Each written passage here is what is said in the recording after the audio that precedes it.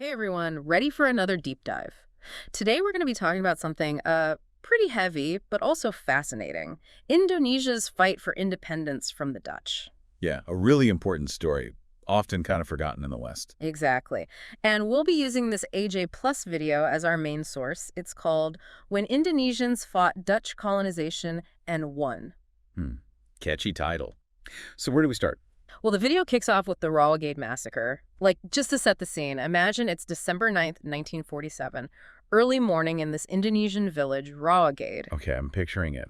Peaceful village, Right, right? until suddenly Dutch soldiers come storming in, conducting these violent raids, totally unprovoked. It was awful. The video has all these eyewitness accounts. Some were just teenagers. They were separated from their families, interrogated, and well, a lot of them didn't make it out alive. It sounds horrific. The video shows how brutal it really was. Oh, absolutely. It even includes testimony from a survivor who was only 5 at the time.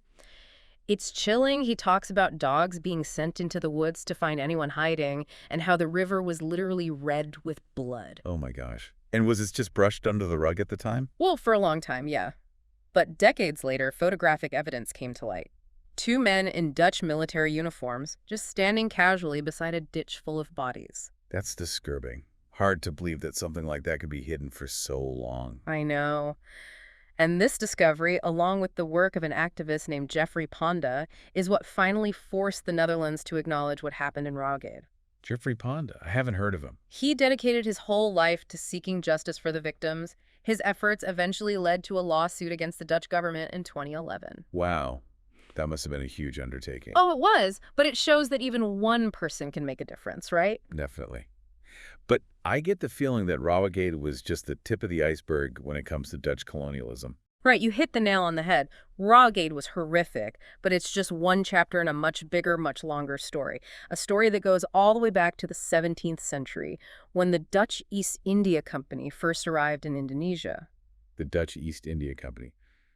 Weren't they infamous for being, well, ruthless? That's putting it mildly. The video talks about how they were obsessed with controlling the spice trade, and they would stop at nothing to get what they wanted. And that's where the real exploitation begins, right? Yeah. They imposed all sorts of systems to maximize their profits, even if it meant the Indonesian people suffered. So it wasn't just about military control, but economic domination too. Exactly. One of the worst examples the video highlights is the Bandanese genocide. Have you heard of that? Vaguely. It rings a bell, but I don't know the details. Basically, the governor general at the time, Jan Pierson-Cohen, wanted to control the nutmeg trade. Nutmeg. Seems a bit extreme for a spice, no. Well, spices were incredibly valuable back then. This was serious business for them. And Cohen ended up launching a whole campaign that basically wiped out the Bandanese people. Massacres, enslavement, the whole 9 yards. That's just, yeah. Yeah. That's hard to even process. Yeah. And they just called him a hero back in the Netherlands. It's a complicated legacy, that's for sure. But the video makes it clear that the Dutch got incredibly wealthy off the suffering of the Indonesian people. It wasn't just violence either. They had all these systems of forced labor. One was called the cultivation system, which forced Indonesian villagers to grow crops for the Dutch. So not only were they under military occupation, but they were forced to work for their colonizers. Yep, and not just a few hours here and there. They had to dedicate huge portions of their land to grow these crops for the Dutch. And often their own families went hungry. It sounds incredibly efficient from the Dutch perspective. Did the video say how much money they made off this system? Oh, yeah, it did. Get this, in the mid-1800s, 40% of the entire Dutch state budget came from this cultivation system in Java. Just Java alone. 40%. That's almost unbelievable. Just shows how deeply ingrained exploitation was in their colonial system. Absolutely. It wasn't just some side hustle. This was the foundation of their wealth. And it wasn't even like it was a secret back then, right? This was all out in the open. It's crazy to think about. But amidst all of this oppression, the Indonesian people never stopped resisting. The video talks about the Ace Ultimate.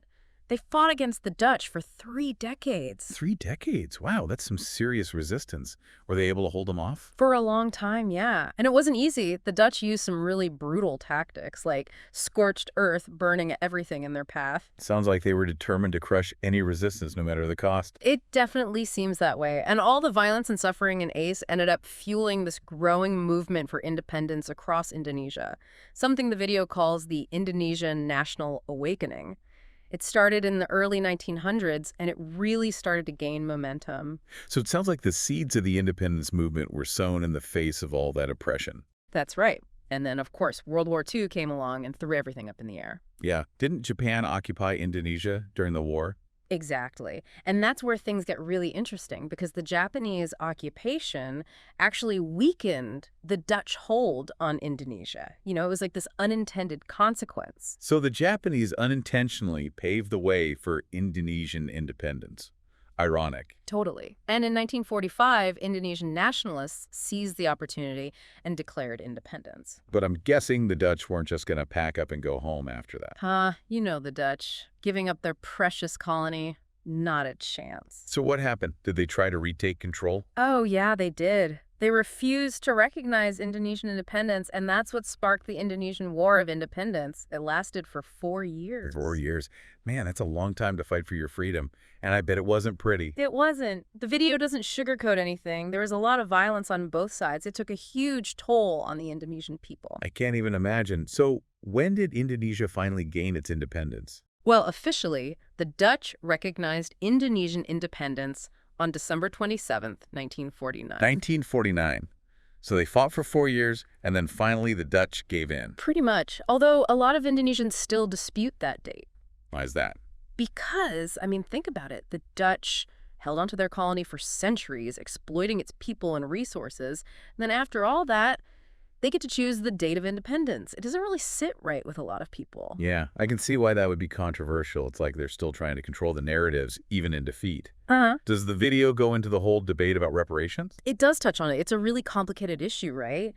Because how do you even begin to quantify the damage done by centuries of colonialism? Exactly. I mean, where do you even start? There's the economic cost, obviously, but also the cultural damage, the loss of life. It's just staggering to think about. The video also brings up a really interesting point. It talks about how statues of people like Jan Pieter Zoon Cohen are still standing in the Netherlands. You remember him, right? Oh yeah, the guy behind the Bandanese genocide. It's mind-blowing, isn't it? They're literally honoring a mass murderer. How can a country truly move on from its colonial past when it's still celebrating people like that? That's a huge question, and it's one that a lot of former colonies are struggling with. It's not just an Indonesian problem, it's a global issue. It's like the legacy of colonialism is still haunting us, you know, like a ghost that refuses to go away. The video actually draws a lot of parallels between Indonesia and other former Dutch colonies, like the ones in the Caribbean. They're all dealing with the same issues: the fight for recognition, the demand for reparations, the struggle to heal from the trauma of colonialism. And this isn't just ancient history either. Like, the effects of colonialism are still felt today, right? Yeah. All over the world. Exactly. Economic inequality, political instability, racial tensions. A lot of these issues can be traced back to colonialism. It's like a wound that never fully healed. So it's not just about remembering the past. It's about understanding how it continues to shape the present. Absolutely. And the video really makes you think about how we tell these stories, you know? How do we acknowledge the suffering caused by colonialism without perpetuating the same harmful narrative that led to it in the first place? It's a delicate balance, for sure. We need to be honest about the past, but we also need to be sensitive to the ways in which our words can impact people in the present. It goes beyond just tearing down statues or demanding apologies. It's about dismantling those systems of thought that allowed colonialism to happen in the first place. Like racism, white supremacy, the whole idea that one group of people is inherently superior to another. Yeah, those ideas are still around today, unfortunately, and they continue to cause harm. One thing that really struck me in the video was how they connected the Indonesian fight for independence to other social justice movements around the world, like the fight for civil rights in America, the anti-apartheid struggle in South Africa. That's an important connection to make, because these struggles are all interconnected, you know? They're all fighting against the same systems of oppression. Exactly. And it's inspiring to see how people from different cultures and backgrounds can come together to fight for justice and equality. It's a reminder that we're not alone in these struggles, and that even the smallest actions can have a ripple effect across the globe. And the video does a really good job of using the Indonesian experience as a case study to understand the lasting impact of colonialism. Yeah, it's not just about Indonesia, right? It's about understanding the patterns of exploitation and violence that have played out in so many different contexts throughout history, and unfortunately still continue to this day. It definitely made me think about how we talk about colonialism in our own societies, Like, do we even acknowledge the full extent of the damage that was done? Are we really teaching our children about the complexities of this history, or are we just glossing over the uncomfortable parts? That's something we all need to ask ourselves, I think. Yeah. Because if we don't understand the past, we're doomed to repeat it.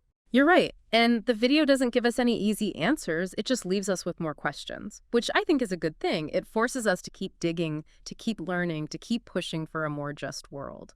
It's a reminder that this work is never really finished. There's always more to learn, more to do, more to fight for. It's not about finding all the answers. It's about asking the right questions. And I think that's one of the most important takeaways from this whole deep dive. History isn't just something that happened to other people in faraway places. It's a story that we're all a part of. And we all have a responsibility to engage with it honestly and thoughtfully. And to learn from it. Because if we don't learn from the mistakes of the past, we're bound to repeat them. Exactly.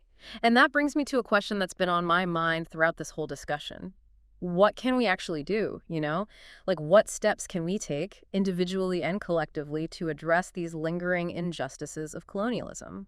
What does true reconciliation even look like? Those are the million-dollar questions, aren't they? It's a tough question, but I think this video pushes us in the right direction. It empowers us to at least start having these conversations, to question everything we think we know, and work towards a future where we can finally, maybe, start to heal from all the damage that was done. And I think that brings us back to the big question the video asks, like, how can countries like the Netherlands really come to terms with their colonial past and build a better future, a more just future? That's a process that would require a lot, wouldn't it? Like some serious soul-searching. Admitting to all the wrongs that were committed, and then actually taking real action to fix things. Definitely not an easy task. And the video points out some of the roadblocks. Like, they mentioned the survey where 50% of people in the Netherlands saw colonialism as something to be proud of, not ashamed of. 50%.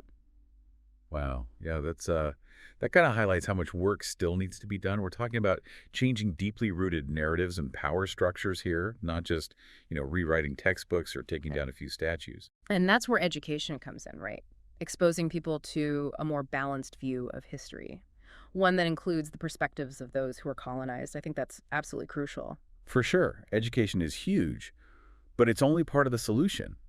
There also needs to be, like, a real commitment to fix the inequalities that are still around today because of colonialism.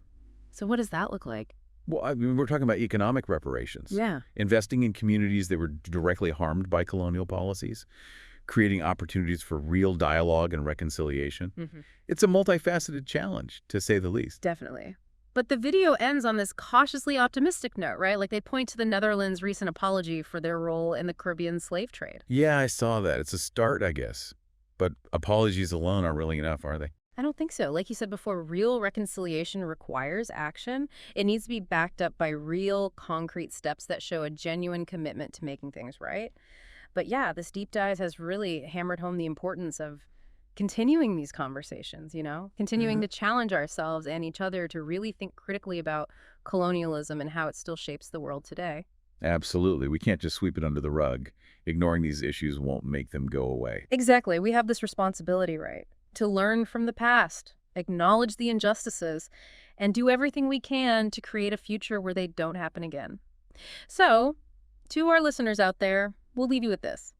What can you do in your own little corner of the world to contribute to a more just and equitable world? Maybe it's educating yourself about the history of colonialism, or supporting organizations that are working to address the problems caused by it, or even just having these conversations with the people around you. Every little bit counts, right? Yeah, I think that's a great place to leave it.